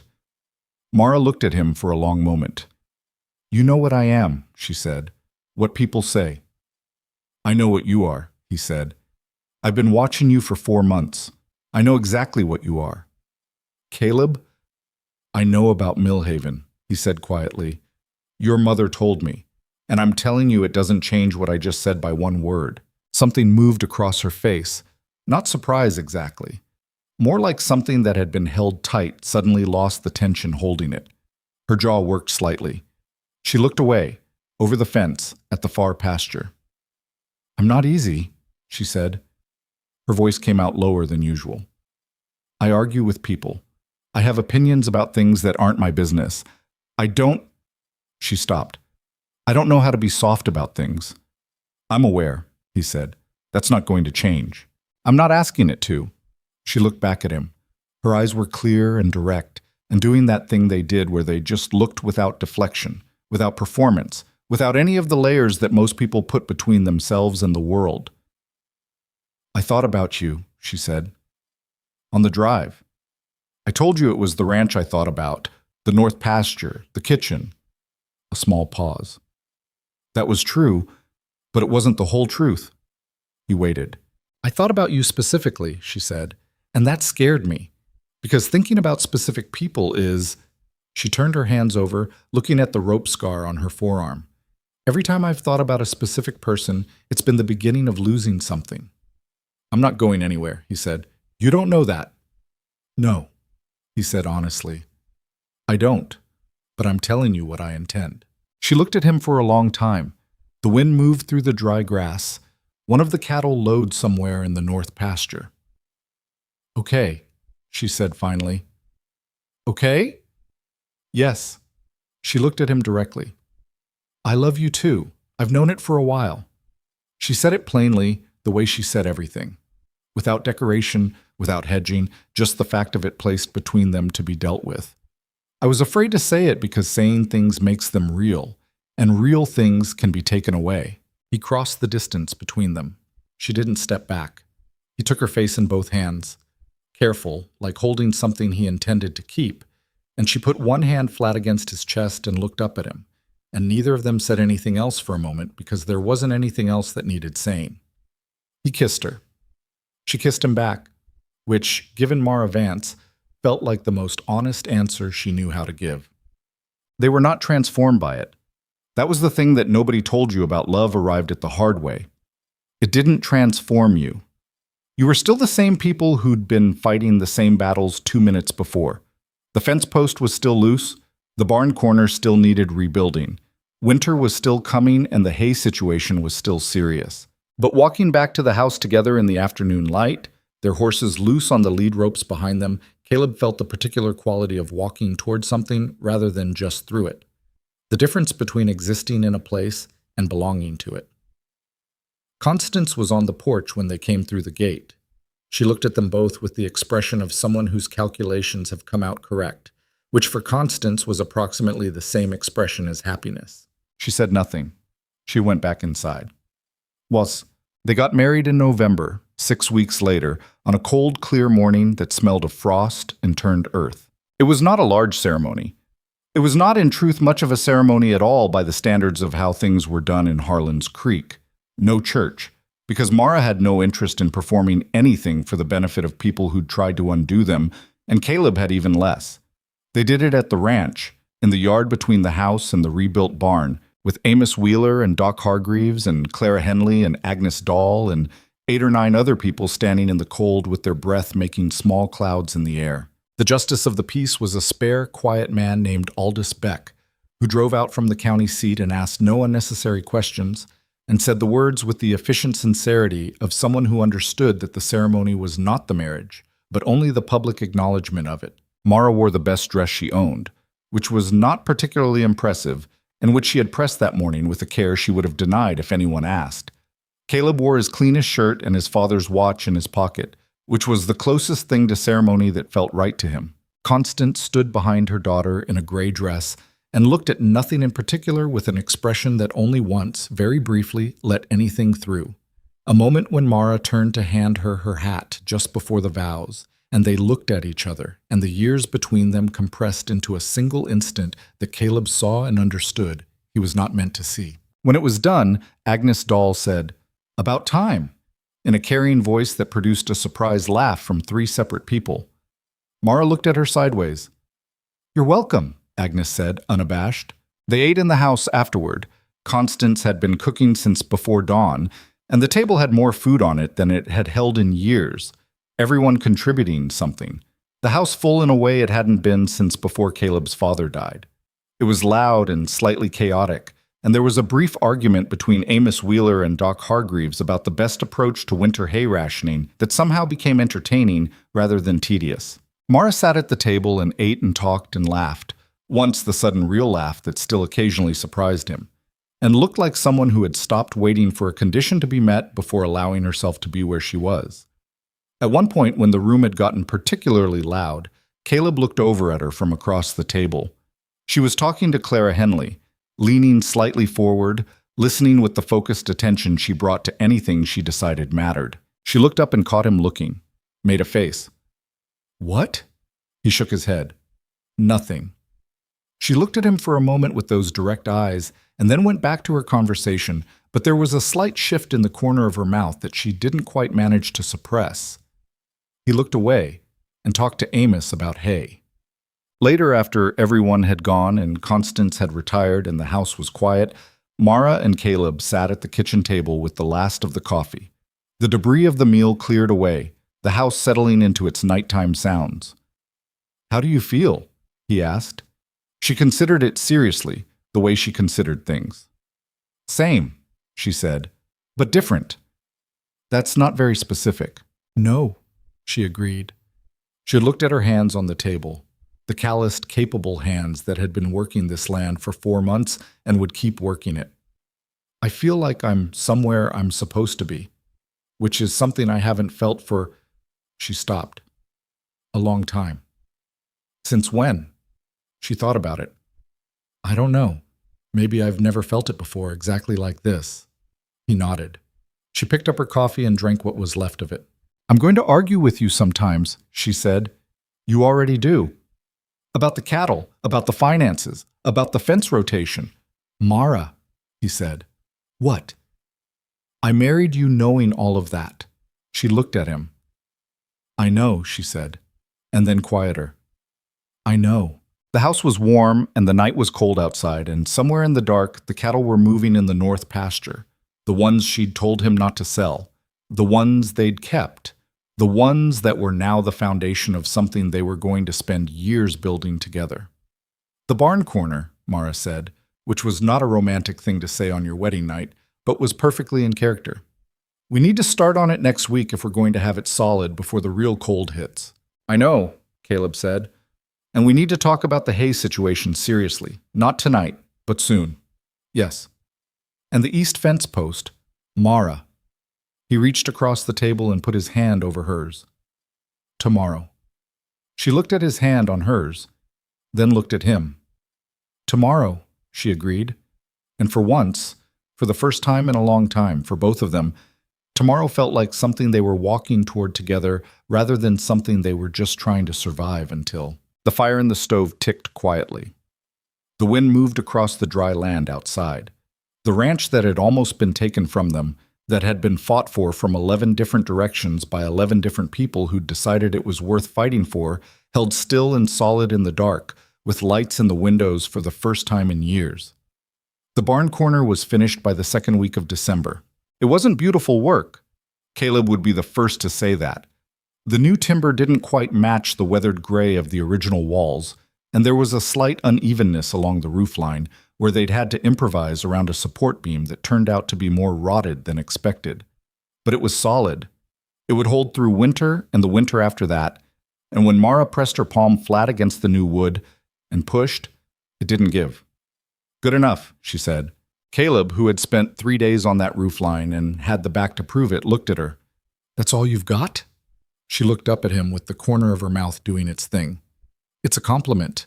Coming from me, good enough means it's right." He made a sound that was not quite a laugh and went to put the tools away. She was right, though. That was the particular thing about Mara's standards. They were high enough that meeting them meant something. The barn corner was solid. The hay situation had been managed through a combination of careful rationing and 2 loads purchased at reduced rate from a farmer east of the county who was selling off his stock. The east fence post had been replaced. The water rotation she'd designed in September had kept the north pasture in better shape through the dry fall than any part of the ranch had been all summer. The ranch was not recovered. That would take years. But it was stable in a way it hadn't been in a long time, and stability, after the kind of summer they'd had, felt like something worth counting. Winter came down hard that year, the way winters did in that country. Not gradually, but all at once, like a decision. The first real snow fell in January and stayed, which meant the cattle work became the particular misery of cold hands in early mornings and water troughs that froze overnight and needed breaking open before the animals could drink. They hired a hand in February. His name was Doss, just Doss, he said, no interest in elaborating. A tall, quiet man of about 30 who'd come through looking for work and turned out to be one of those people who understood cattle the way some people understand horses, instinctively and without needing to explain it. He was not talkative. He and Mara got along immediately, which Caleb thought was probably because neither of them wasted words. Having a third person on the ranch changed the rhythm of the work. Things that had been taking all day got done by mid-afternoon. Caleb found himself with hours he hadn't had in years. Not free time exactly, but space to think beyond the immediate crisis. He started going over Mara's 3-year plan more seriously, checking her figures against what he knew of the land, finding places where his knowledge of the property added detail to her arithmetic. She noticed. "You're working on the expansion numbers," she said one evening, coming in to find him at the table with her pages spread out in front of him. "I'm checking them," he said. "Finding mistakes?" "Finding places where I can add things you didn't know." He pointed to a line. "You estimated the north pasture can carry 30 head at full capacity. Based on how it performed this fall, I think you can push that to 34. The water table there is better than it looks." She came and stood beside him, looking at where he was pointing. "Show me why," she said. He showed her. She argued with 2 of his points, accepted the third, and revised the number to 32 as a conservative estimate. 32, he agreed, if the summer isn't a drought year. "If," he said. She sat down and they worked through the revision together, the way they'd been working through everything. Not always smoothly, not without disagreement, but honestly and with the shared understanding that the goal was to get it right rather than to win the argument. That was the thing about their marriage that Caleb hadn't known to expect. It was not peaceful in the way that word usually implied. Mara had opinions about everything and the willingness to defend them, and he was not a man who folded easily either. They argued about the cattle rotation and the timing of the spring sale, and once, memorably, about the best way to fix a section of the south fence, which escalated to a point that Doss quietly took his coffee outside and didn't come back for 40 minutes. But the arguments ended.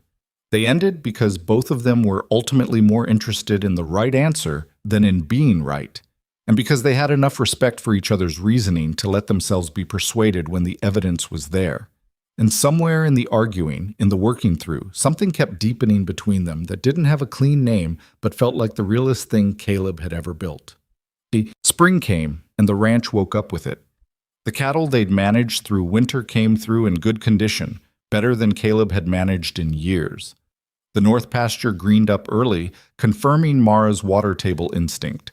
They bought 6 additional head in March from Agnes Dahl, who sold to them at a fair price and spent an hour afterward walking the property and delivering opinions about the barn repair that Caleb endured with more patience than he'd expected from himself.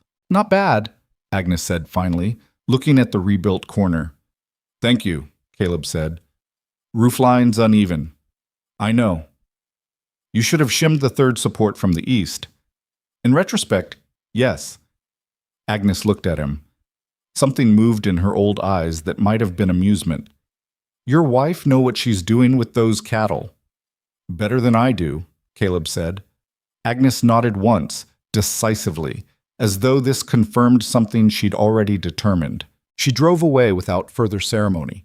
It was the most warmth she was capable of, and Caleb had learned to recognize it. The thing about small towns is that they have long memories and slow consciences. The people of Harlan's Creek did not suddenly or dramatically change their view of Caleb and Mara. That would have been too neat, too much like the kind of story where people learn their lesson all at once and the world reconfigures accordingly. That wasn't how it went. What happened was slower and less satisfying in some ways and more real in others. Ruth Alderman stopped crossing the street when she saw Mara coming. That was first. Small, possibly unconscious, but Mara noticed. She mentioned it to Caleb in the same matter-of-fact tone she used to mention a fence post that had held when she'd expected it to give. A family named Pryor moved into the county that spring with 3 children and almost nothing else, having lost their previous property to a fire that had taken everything, including their oldest boy. Caleb heard about it from Amos Wheeler and told Mara that evening over supper. She was quiet for a moment. "What do they need?" she said. "Everything, by the sound of it." She looked at her plate, then at him. "We have the 2-room shed we haven't been using. It needs work, but it's sound. I know.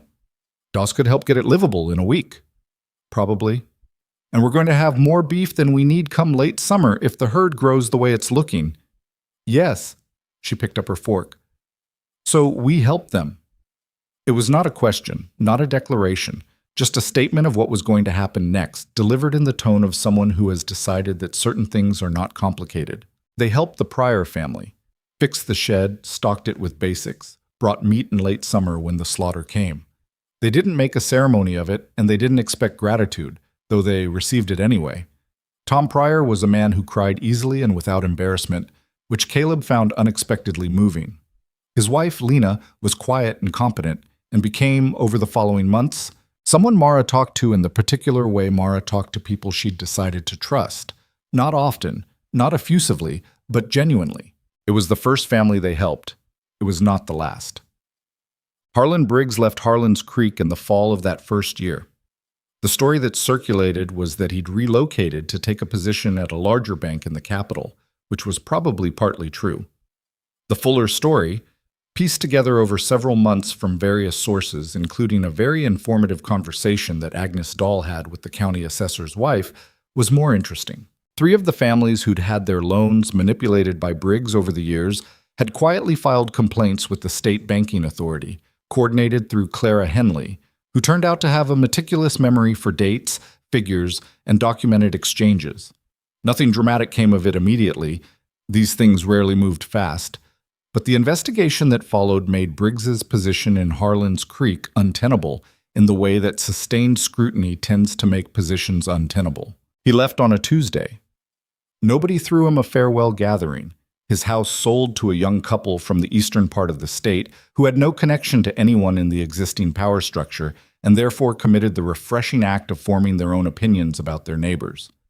Caleb heard about it from Amos, who told him with a studied neutrality that didn't quite conceal satisfaction. "Gone then," Caleb said. "Gone," Amos agreed. Caleb told Mara that evening. She was in the kitchen going over the fall figures, pencil in hand, and she looked up when he said it and was quiet for a moment. "Clara Henley's work," she said. "And others."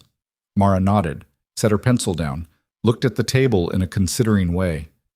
"I hope it matters to the people he hurt," she said. "I hope it's not too late for it to matter."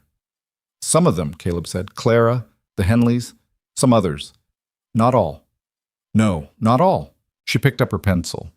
"That's how these things go," she said, not bitterly but honestly, the way she said things that were true and difficult. "The people who can afford to wait for justice usually get some version of it. The ones who can't—" She stopped. "Constance," he said quietly. She looked at him. A pause.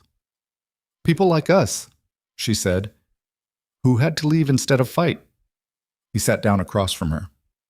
"You're fighting now, you say?" he said. "I know." She looked at her hands on the table. I just think about it sometimes. The version of this story where we never came here, where we kept moving. Her expression was hard to read, complex in the way her expressions got when she was being honest about something that had more than one layer to it. I came within about one bad night of not stopping here. When we first saw your gate, I thought it was going to be the same as everywhere else. What changed? He said. She thought about it seriously. You opened the gate, she said, without making a face about it. She paused. Without asking questions you were going to use against us later. She looked at him. That was it. That was the whole thing. It sounds small. It doesn't sound small, he said. She held his gaze for a moment, then went back to her figures. That was the conversation they had about it. It was enough. Constance began to slow down in the second year. Not dramatically. She would have found drama undignified. But Caleb noticed it first in small things. The way she tired earlier in the evenings. The mornings when she didn't come down until 7, which for Constance was practically mid-afternoon. The occasional pause on the porch steps that she covered by pretending to look at something in the yard. Mara noticed too. He could tell by the way she arranged things, shifting the heavier kitchen work to herself without comment, making sure Constance's chair was always near the warmest part of the house, bringing her tea in the evenings with the matter-of-fact care of someone who has decided that a thing is going to be done, and the only question is how to do it without the recipient feeling managed. She's not going to want a fuss, Mara said to him one night. I know. She'll fight anything that looks like pity. I know that too. So She turned her hands over. We just do what needs doing and don't make a thing of it. Which was what they did. And Constance, who was not a fool and knew exactly what was happening, accepted it with the grace of a woman who has spent her life being fiercely independent and has arrived at the point where she can let people love her without interpreting it as defeat. On a warm evening in the second spring, Constance sat on the porch with her coffee and looked out at the ranch, the repaired barn, the full north pasture, the east fence holding, the shed where the Pryor family had spent their first winter now serving as additional storage, and said to no one in particular, It looks like something now. Mara, sitting on the step below her, said, It always looked like something. You know what I mean, Constance said. I know what you mean, Mara said. They sat in the evening quiet, mother and daughter, on the porch of a place they'd arrived at with nothing, and which had become, against the best efforts of several people who'd wanted it otherwise, a home. 3 years from the summer. The wagon came up the road. The Rourke Ranch had 42 head of cattle, a repaired and expanded barn, 2 full-time hands including Doss, who had become as permanent a feature of the property as the fence line, and a reputation in the county for producing reliable, well-managed beef that had begun to command a modest premium at the market. It was not wealth. It would probably never be wealth in the way that Briggs and Marsh had hoarded it, the kind that kept other people below you as a deliberate strategy. But it was solid. It was real. And it was theirs in a way that went past the deed on file at the county courthouse. It was theirs because they had fought for it and almost lost it, and fought for it again, and because the people who had helped them keep it were woven into the fabric of it in a way that felt like obligation and gratitude and something larger than either. The county fair that third summer was the first one they attended together as a family. All 3 of them, with Doss driving the wagon and looking mildly embarrassed to be included. Mara had entered 2 of the North herd in the livestock assessment, which Caleb thought was either confident or reckless, and turned out to be correct, because one of the cattle placed second in its class, and the other came home with a blue ribbon that Mara tried to be understated about and failed. She hung it in the barn. Caleb didn't say anything about that. He thought about it sometimes, the ribbon in the barn, the blue against the weathered wood, and what it represented. Not the winning, the entering. The act of a woman who had spent years making herself smaller to fit through the spaces other people left for her, standing up in a public context and saying, Here is what I've built. Here is what I know. Judge it on its actual merits. Claire Henley found them at the fair and embraced Mara with the warmth of someone who had watched something come out right after a long time of wondering. Agnes Dahl appeared briefly, assessed the blue ribbon without comment, and told Caleb his roofline was still uneven before disappearing into the crowd with the abruptness that was entirely characteristic. Ruth Alderman passed them near the livestock pen. She stopped. A moment of stillness that had weight. The accumulated weight of everything she'd said and implied and set in motion in the summer 3 years ago, all of it present in the brief silence on both sides. "Mrs. Rourke," she said finally, carefully, using the name. Mara looked at her. "Mrs. Alderman," she said. There was a pause that nobody filled. Then Ruth Alderman nodded. A small nod, not quite an apology, but something in the direction of one, and moved on. Caleb watched her go.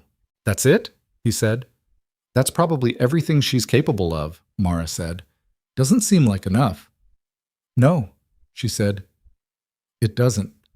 She looked at him. "But I'm not going to spend the rest of my life waiting for people to give me the apology I deserve. I'll be waiting forever." She picked up her ribbon from the fence post where she'd set it. "This is enough. What we built is enough. That's what I've got." He looked at her face, the same direct eyes, the same set jaw, the same woman who had arrived at his gate with nothing, and a mother who looked like she'd survived things. But different now, in a way that couldn't be easily articulated, settled into herself. Not softer, settled. "Okay," he said. "Okay," she said, and then she smiled, a real one. Not the corner of the mouth thing, but the actual smile, which she still didn't give out often enough that it had stopped surprising him. "Let's go find my mother before she says something to someone." Constance passed in the autumn of that 3rd year, peacefully, which she would have wanted, and at the ranch, which she also would have wanted. She died in the bed in the small room off the kitchen that she'd occupied since the day she arrived, with Mara beside her and the window open to the October air and the sounds of the property she'd helped save coming in from outside. It was not sudden. They had known, and she had known, and in the way of things that have been prepared for honestly, it was both hard and not as hard as it might have been. Mara grieved in the private way she did everything important.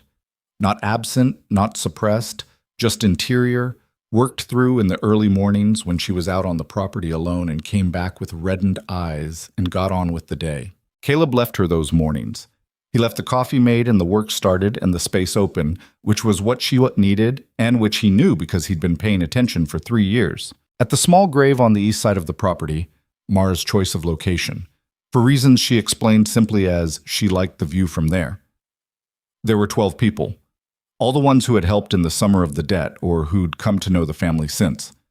Agnes Dahl stood at the back and looked at the grave for a long time after everyone else had moved toward the house. Caleb found her there when he came back out. "She was a hard woman," Agnes said.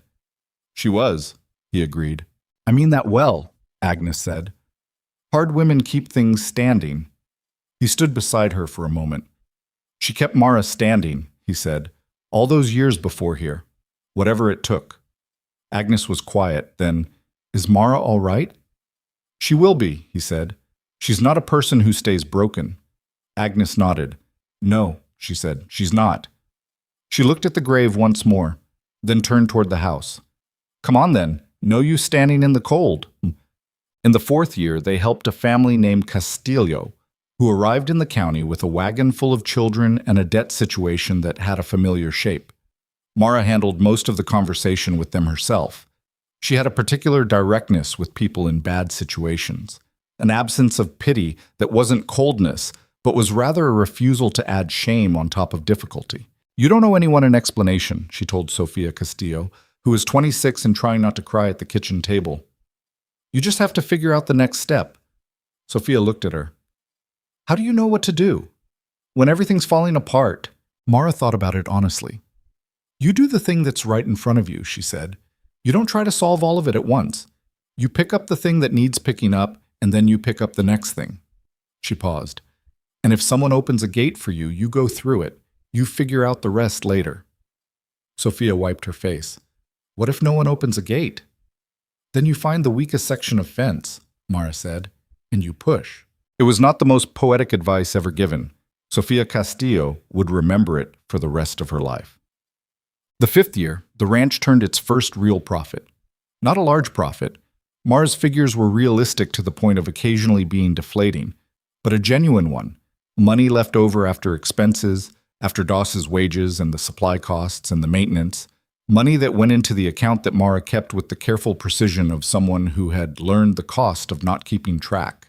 Caleb found her at the table with the year-end figures on an evening in late December, the lamp burning, the house quiet. He sat down across from her the way he'd been sitting across from her at this table for years, the way that still felt, not new, but present, like a choice being made again. "Well?" he said. She turned the page so he could read it. He read it. $31, he said. $31.40, she said. He looked at the figure, thought about what it had cost to get to it. The summer of the debt and the fire and the fence, the cattle drive, the river crossing in the storm, Constance's emergency money, 11 people who decided to put something into a fight that wasn't theirs. The fence post that kept going loose.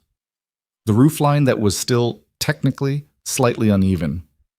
$31, he said again. He was smiling. "Don't make a thing of it," she said, but she was smiling too. "I'm not making a thing of it. You have your thing-making face on." "I don't have a thing-making face." "You have several," she said. He reached across the table and took her hand, which still surprised her sometimes. The ease of it, the assumption of welcome. And she turned her hand over and held his back, which was its own kind of answer. Outside, the December wind moved across the pasture. The cattle were settled. The barn held. The fence line that had been cut and cut again and repaired again stood in the dark with the particular stubbornness of things that have been given up on and refused to comply. Caleb Rourke looked at his wife across the kitchen table. This woman who had arrived with nothing, whom the town had already written off, who had ridden 600 miles and come back and rebuilt and refused, absolutely refused, to be anything less than exactly what she was, and felt the specific quality of a life that had not been given to him but had been fought for, inch by stubborn inch, by both of them together. "What do we do with it?" he said. "The $31. She thought about it. "Put it toward the spring expansion," she said, "like we planned." "The whole $31.40, she said. He laughed. She didn't try to stop him. The lamp burned low between them, and the year turned toward its end, and the ranch that had refused to die sat quiet and solid in the winter dark, proof of nothing grand or philosophical, just of this, that people who decide something is worth fighting for, and mean it, and keep meaning it even when it gets hard, sometimes get to keep the thing they fought for. Not always. The world was not arranged that way, and Mara Vance, who had become Mara Rourke without losing a single one of her opinions, knew better than to pretend it was. But sometimes the gate opens and you go through, and on the other side is a life you hadn't known to imagine for yourself. Imperfect, argued over, worked for, real. Sometimes that's enough. Sometimes that's everything.